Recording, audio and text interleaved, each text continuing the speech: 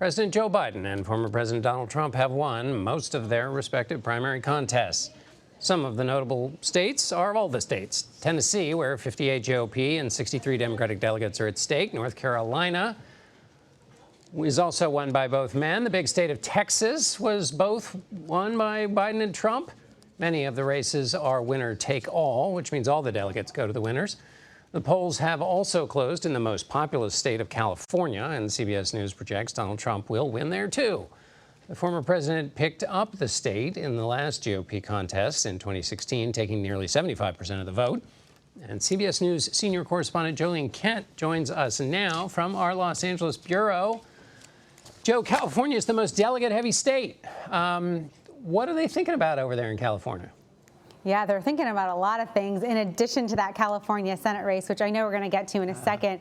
The big issues here are the economy, immigration, mental health. There are so many issues here that concern voters. And what it seems to me, at least talking to voters in recent days and weeks, is that it all comes down and is boiled down to the economy. And so inflation here in California, like the rest of the country, coming down by its rate, but still very much prices are going up. And so if you take a look at the most important issue by Republican primary voters, you see there it's economy, immigration, and then followed very far behind by foreign policy and abortion. And so what we're seeing going forward is a race that is going to be about the economy for most voters. I was out talking to voters in Burbank today, and the thought was there's a lag. There's strong economic data from President Biden's administration in terms of jobs and unemployment and the stock market and beyond, but it's those high mortgage rates, it's the high cost of a median home price that really are hurting people right now as they're trying to make it paying for groceries, but also trying to plan for the future, John. Let's talk about that Senate race, because that's the most interesting thing happening tonight in California by my lights. Just tell people, this is to Dianne Feinstein's former seat is up. Give people a little taste of the race and then tell us what we know so far.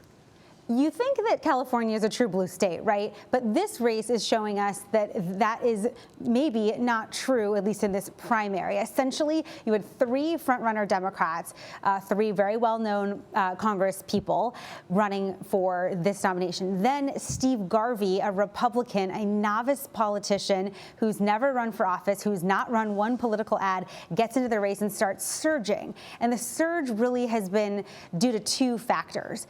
Three Democrats on your screen, they're splitting the Democratic vote in this primary, right? The other issue is this is the most expensive Senate race in California state history.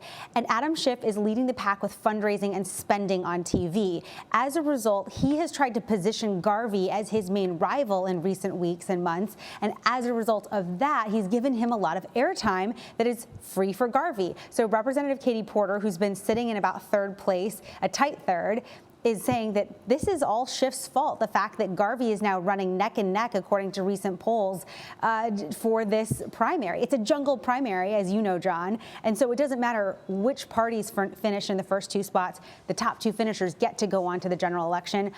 I've interviewed Adam Schiff. I talked with him yesterday in San Francisco, and I asked him, why are you dedicating so much time to Garvey? And he says, well, we're competing for the same voters.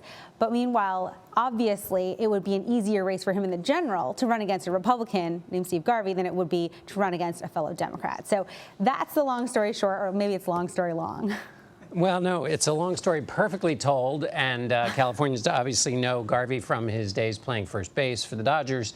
Exactly. And maybe Adam Schiff playing some mischief there might pay off. Jo Ling Kent, thank you so much for that report. Thanks, John.